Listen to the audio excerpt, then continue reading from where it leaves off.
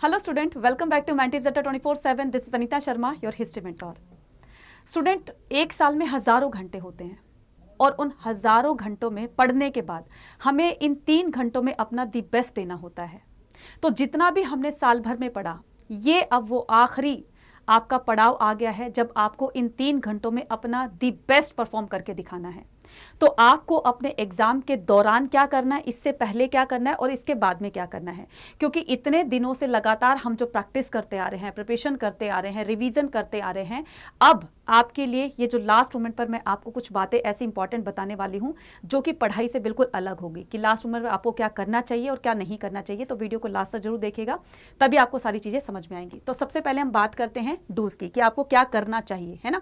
तो सबसे पहले जैसे ही आपके पास क्वेश्चन पेपर आएगा तो क्वेश्चन पेपर में सबसे पहले आपका क्या काम होना चाहिए, सबसे पहले आपको इंस्ट्रक्शंस रीड करनी है ना। इंस्ट्रक्शन से यह पता चलेगा कि आपने किस क्वेश्चन में कितना लिखना है, उससे ज्यादा लिखोगे तो टाइम वेस्ट करोगे, राइट।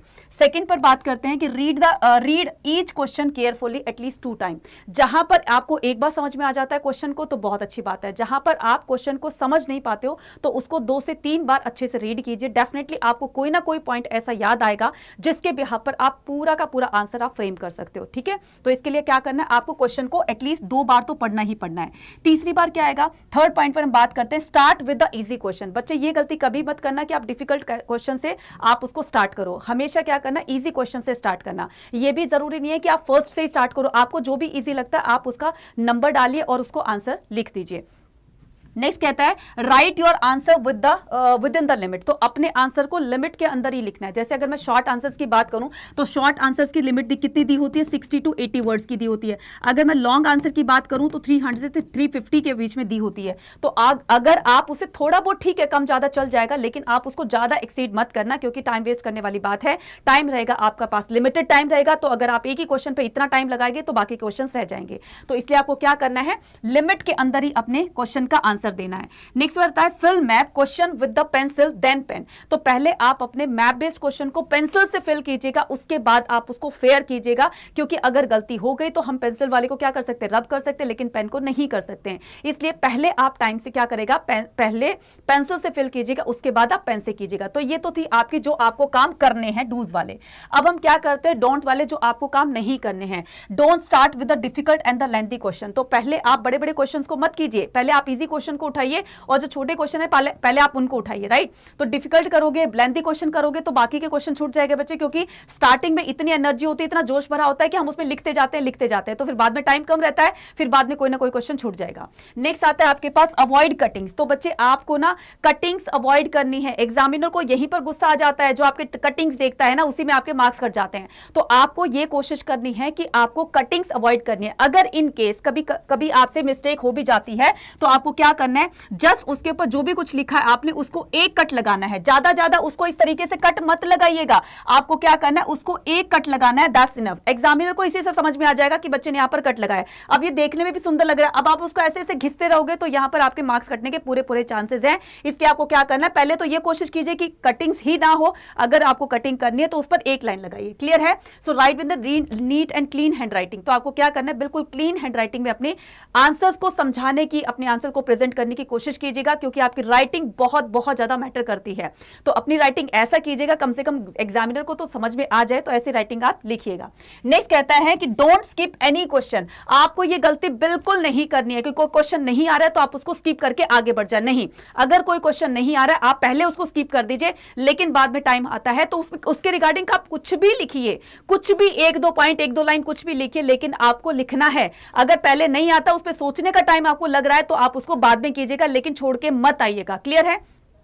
नेक्स्ट आता है हमारे पास map should be attach inside the answer sheet. अपने मैप को आगे पीछे आप उसको पंच मत कीजिएगा, उसको बाइंड मत कीजिएगा, आपको आंसर शीट के बीच में आप उसको पंच कीजिएगा ताकि वो खुल के इधर उधर ना गिरे। Don't forget your answer number. आप अपने आंसर्स को जब भी लिखते हो तो उसकी नंबरिंग जरूर डालिए, कौन से सेक्शन से, सेक्शन ABCD 5 सेक्शन होते हैं, कौन से सेक्शन से कौन से क्वेश्चन का नंबर है, ये पार्ट A है, पार्ट B है, कौन सा नंबर है, ये 1 2 3 है, तो आप उसमें जरूर से मार्क करके लाइएगा। अदरवाइज अदरवाइज तो आपके जो है क्वेश्चन नहीं पता चलेगा कि किसका आंसर दिया है, तो पूरा का पूरा रॉन्ग हो जाएगा, चाहे वो 3 मार्कर है, चाहे वो 8 मार्कर, चाहे वो 1 मार्कर है। इसलिए कोशिश करना, 1 सेकंड लगेगी आपको उसमें नंबरिंग वगैरह डालने के लिए। अब जो लास्ट मोमेंट पर, लास्ट में आपको क्या करना है बच्चे, देखो इतनी आपने प्रिपरेशन कर ली है, अब आपको क्या करना है, एकदम कॉन्फिडेंट रहना है कि जितना आपने पढ़ा है मैं उससे बिल्कुल बिल्कुल जो है वो कॉन्फिडेंट हूं और मैं अपने आंसर बहुत सही करके आने वाला हूं। तो सबसे पहले अपने आप को पॉजिटिव रखिए। अगर आपके अंदर वो नेगेटिविटी भरी होगी कि मैं नहीं कर सकता, मैं नहीं कर सकता, मेरे से नहीं होगा, नर्वसनेस हो रही है, घबराहट हो रही है, नहीं करना बच्चे सब कुछ ये, राइट। तो आपको अपने ऊपर विश्वास रखना है कि मैंने जो कुछ पढ़ा है, मैंने जितनी तैयारी की है वो मेरे लिए इनफ है और मैं अपना पेपर बहुत अच्छा करके आने वाला हूं।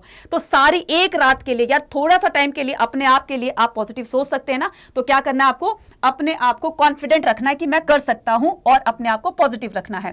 Take a proper sleep. अब आपको रात को बिल्कुल नहीं पढ़ना है, जितना पढ़ लिया उतना पढ़ लिया, रात को बिल्कुल नहीं पढ़ना है, ठीक है। आपको क्या करना है, एक बहुत ही साउंड स्लीप लेनी है, अच्छी तरीके की नींद लेनी है, क्योंकि अगर आपने थोड़ी बहुत अगर नींद की कमी करी, रात भर पढ़ते रहे, सुबह जो है वो एग्जाम में जाओगे और यहां पर नींद के झटके आते रहेंगे तुम्हें, तो वो काम नहीं करना। आपको प्रॉपर रेस्ट लीजिए, तभी आपका सुबह माइंड जो है वो फ्रेश रहेगा। Have a breakfast, light breakfast लेना है आपको, बहुत ज्यादा हैवी ब्रेकफास्ट नहीं लेना है, ताकि आपको जो है वो कहते हैं ना कि जो वॉमिट वगैरह होती है या फिर जी खराब होने लगता है, तो आपको ऐसी चीजें नहीं करनी है। हेल्दी डाइट लेकर जानी है और हल्का लेकर जाना है ना, तो आकर के खा लीजिएगा, बहुत बढ़िया, ठीक है। नेक्स्ट आता है आपके पास, take a long breath before the start exam. जब आप अपना एग्जाम स्टार्ट करो तो 3 लंबी लंबी सांसें लेना और भगवान का नाम लेकर के शुरू कर देना। कहीं कहीं पर अनीता मैम को लिख सकते हो, ठीक है। चलिए उसके बाद क्या करें, अपने आप को ये कहना है, अपने दिमाग में ये बिठा लेनी है बात, क्या, यू कैन डू, यस मैं कर सकता हूं, तुम कर सकते हो, तुम हर कुछ कर सकते हो जो तुम करना चाहते हो, है ना। तो आप वो आंसर भी कर सकते हो जो आपको नहीं आता है, तो उसमें से कोई ना कोई पॉइंट ऐसा आएगा जो आप कर सकते हो। तो इसी के साथ क्या कहूंगी मैं अपने सभी सोल्जर्स को, अपने सभी प्यारे प्यारे स्टूडेंट को कहना चाहूंगी, ऑल द वेरी बेस्ट, है ना। अच्छे से एग्जाम करना है और एग्जाम को क्या करना है, फोड़ कर आना है। मुझे आपके स्माइली फेस का इंतजार रहेगा, जैसे आप एग्जाम के बाद आप अपने एग्जामिनेशन हॉल से निकलोगे और एक हंसता हुआ चेहरा जब आप लेकर आओगे, तो वाकई में एक टीचर के लिए, क्योंकि आपके साथ साथ मैंने भी बहुत मेहनत की है, और जब मैं आपके उस स्माइली फेस को देखूंगी या फिर आपके जो कमेंट देखूंगी कि हमारा एग्जाम बहुत अच्छा हुआ, तो इससे मेरे अंदर भी जो है एक एनर्जी भर जाएगी और यहाँ पर मेरी भी जो मेहनत है वो कहीं ना कहीं सफल हो जाएगी कि मैंने जो बच्चों के लिए किया वो बहुत बहुत मेरा अच्छा रहा और बच्चों को मैंने बहुत हेल्प की और बच्चों के भी वो काम बहुत आई, जिसकी वजह से उनका एग्जाम बहुत बहुत अच्छा गया है। तो आपकी अनीता मैम की तरफ से, आपकी कमांडर की तरफ से, आपकी हिस्ट्री क्वीन की तरफ से ऑल द वेरी बेस्ट। घबराना नहीं है बिल्कुल भी, एकदम कॉन्फिडेंट होकर के अपना एग्जाम करना है। आप कर सकते हो और आप करोगे, है ना। तो थोड़ा सा कहीं भूल जाते हो तो अनीता मैम को याद कर लेना कि अनीता मैम ने हमारे साथ इतनी मेहनत करी है, हमारे पेरेंट्स ने हमारे साथ इतनी मेहनत करी है। तो बस क्वेश्चन को ध्यान से पढ़ना, हमें दोनों को याद कर लेगा, डेफिनेटली आपको वो क्वेश्चन याद आ जाएगा और आप उसके आंसर्स ठीक से कर सकेंगे। So all the very best to all my lovely student. Bye bye to all.